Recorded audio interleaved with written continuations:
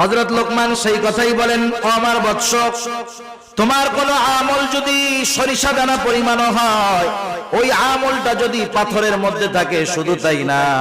মিসকালা হাববাতিন মিন খারদালিন ফাতাকুন ফি সখরাতিন, সেটা যদি পাথরের মধ্যে থাকে,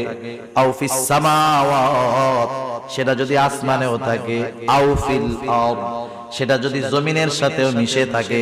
আল্লাহ তাআলা সেই আমলটা হাজির করবেন। ইয়াতি বিহাল্লাহ,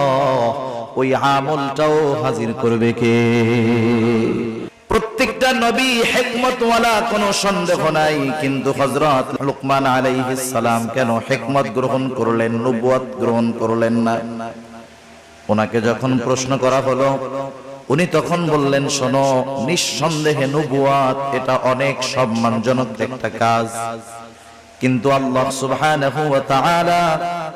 আমাকে নিজের